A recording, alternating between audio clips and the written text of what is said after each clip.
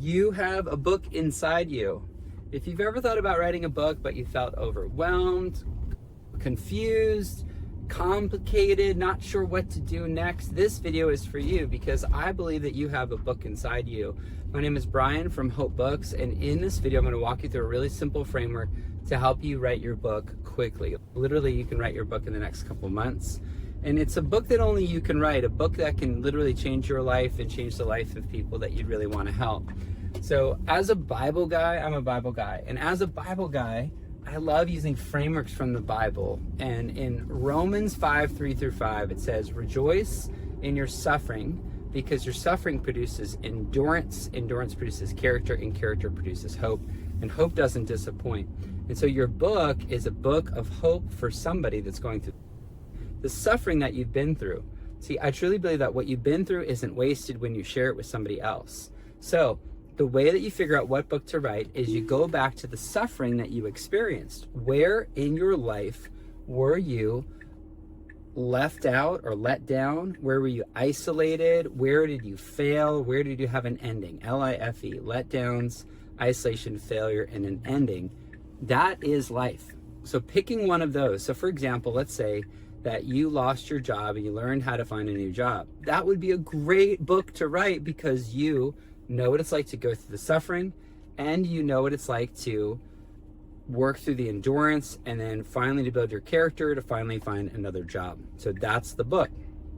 And I call that the problem, promise, path. Problem, promise, path. Like Exodus, right? So in Exodus, you have the Israelites that are in prison, they're in Egypt, they're stuck, they're in prison, and Moses says, let my people go, and then finally Pharaoh lets them go, and then they have all this endurance they build through all their wilderness wanderings, eventually to arrive at the promised land. So that is your life. That's the book that you write. The book that you write is the one that you just lived. So instead of writing a book, you just go back and you document the life that you just lived, right? The best books are the ones that were lived. So you don't have to write it from scratch. You simply go back in your journals, in your Photos app, you go back in your calendar, and you look at what you've been through, because what you've been through isn't wasted when you share it with somebody else. There's somebody who desperately needs your words of hope. Somebody who is going through right now what you've been through back then. And when you share with them how you did it, how you got unstuck, that right there is gold. We call that a decade in a day. Thinking about how you sharing your story of transformation, you sharing your story of how you got unstuck could literally save somebody a decade of struggle, okay? So that's the overall framework. That's the book that you write.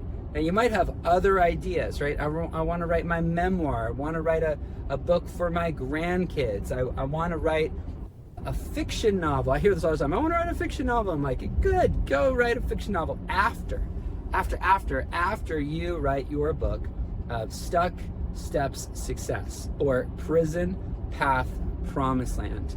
I believe that that's our stewardship. Imagine that the Archangel Gabriel came to you in a dream and said, Sally, Susan, Brian, I have this incredible opportunity. Here's this magic piece of paper, and I want you to write, it sounds like I'm a Mormon, I want you to write on this piece of paper something, a note to yourself. And this note, I'm gonna magically transport through time back to any date that you pick. And you're like, oh my goodness. Can you literally imagine that? So what would I do? Oh, there's so many, right? I'd probably go back to when Julie and I moved to San Diego in 2003. Okay. When we were married for a year and we moved to San Diego so I could work on my doctoral degree in education. And I think the biggest thing that I would tell myself living in San Diego is really this idea of your network is your net worth, and building long-term relationships with mentors. It took me a long time to realize the power of mentorship. And there were so many people that made an impact in my life, but I feel like I was trying to fly solo and do my own thing instead of really leaning in to the opportunities right in front of me with people who are like literally trying to mentor me. There was this one stockbroker guy who really tried to meet. He met with me once and he followed up, and I kind of blew him off. And I'm like, man, I wish looking back that I really took advantage of his mentorship. And so I would write a letter and say, here you go, Brian, here's what I would recommend. Okay. So that love letter to yourself, in my theological worldview, is impossible. It's not possible. But second best is loving your neighbor as yourself, writing a love note like that to your neighbor to say, I can't go back in time, but what I can do is the second best thing, which is to tell you what I wish I knew back then. What do I wish I knew back then? It's the power of mentorship. So here's the book framework, right? This is the problem, promise, path. So I struggled for years. Pick an area in life where you felt let down, isolated, you had a failure and had an ending. I felt let down in the area of trying to get a book published. The difference between trying to get a book published and actually getting a book published was really about mentorship. So what I would talk about in my book would be, okay, this is the prison that I was in. I was trying to do this all by myself, and I had a beginner's mindset, and I wasn't allowing anybody to mentor me. So that would be the prison. Then I would talk about the endurance, the path. Okay, so what are the steps that I took? How did I finally discover the power of mentorship? And I would probably talk about my friend Dan Miller, who became a really foundational mentor for me. He just showed me so many things. One of Dan's my favorite sayings of Dan, he passed away a few years ago, but one of my favorite sayings of Dan is, when a challenge would happen in his life or in his business, he would ask this question. He would say, what does this make possible? Oh my goodness, like that question alone has changed my life. What does this make possible? Hey, here's a problem. I take problems and I see them as opportunities. What does this make possible? What opportunity is now available because this problem has shown up? So I would talk about the power of mentorship, how I learned to be a good mentee, how I learned to actually listen to my mentors, how I learned to build relationship by showing up and serving, how I learned to listen to my mentors and to seek out their advice. I would even talk about this one time that I failed. Oh man, I failed Dan so hard, and he was so gracious. So the power of like a forgiving mentor, and basically just kind of write a book about mentorship. Maybe I would even do mentor. Maybe there's like 6 elements of finding a mentor or 6 steps to finding a mentor. So I would really wordsmith it. And so basically the process, we teach this in Hope Books, the process is, first, you dream about the book. So who is the reader? What's the problem? What's the promise? What would the title of the book be? What's the subtitle of the book? What's the overall idea of the book? What's the cover look like? Okay, so that's the dream. Then build. What's the outline? What we call the transformational tale, the prison promise path of the book. So it's, let's say it's for guys, because I was a guy, I am a guy. I was a guy in my 20s that I needed this book. So this is for Christian men that are 25 to 30 years old that don't currently have a mentor in their life. Okay, how to get a mentor. That's a great title for a book. How to find a mentor and allow him to mentor you, something like that. So that's what the book would be about. Then what's the prison promise path? This is where I was really stuck without a mentor, and here's what I did, and here's where it went well, and here's where it didn't, and here's what I did. And walking through the process, mentor, wordsmithing that, maybe using a little ChatGPT or Claude to help me wordsmith the acronym, or what do they call it, the acrostic.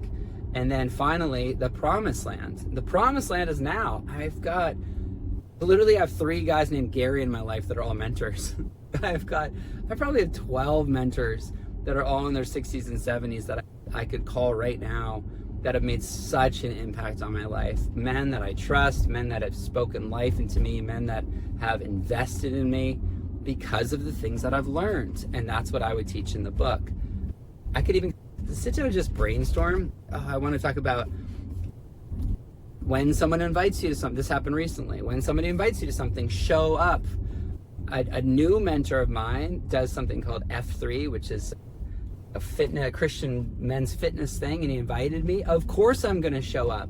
So it was Thursday morning at 5:30 in the morning. You know what? I am so in. Yes, I'm in, and make sure you show up. That would be like one of my things in the framework. And so that's what I would teach.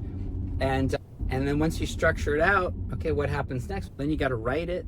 You write it. One of my hacks for actually getting it written, it's in the build phase, second phase, is to go find 3 books that you admire. They don't have to be about mentorship, but go find 3 books you admire and break down the way they structure their chapters. I call this the DCO, the detailed chapter outline. So how have they structured their chapters? Did they start with an inspirational quote, and then a Bible verse, and then a teaching, and then a little funny story, and then another teaching, and then a journal prompt? Like, how do they structure their chapters? That's really the key.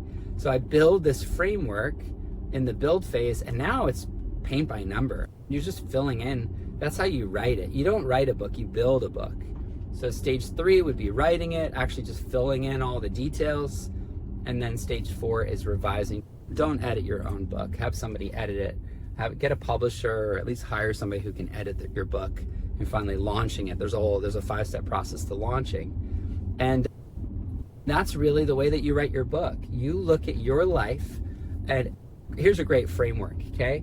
What do I know now, or what did I learn in the last year? What did I learn in the last month that I wish I knew 3 years ago? That's a great question. What did I learn in the last month that I wish I knew 3 years ago? Such a fantastic framework, because what it's going to show you is that there's something that you've been learning along the way that finally you're able to take action on, actually able to apply this to your life. And so that right there is the book that you write. What did I learn in the last month that I wish I knew 3 years ago? Because if you learned it now, I believe that it's your duty to teach it now. And that's the book that you write. That's the first book. It doesn't have to be your only book. It doesn't have to be your best book. But if it's your first book, you get it done, you get it out, you get it going. And that's what we can help you do at Hope Books. If you want to learn more about how we can help you write your story and publish your book, hopebooks.com/CALL. We would love to talk with you about your story, to help you get your story written and to publish your book.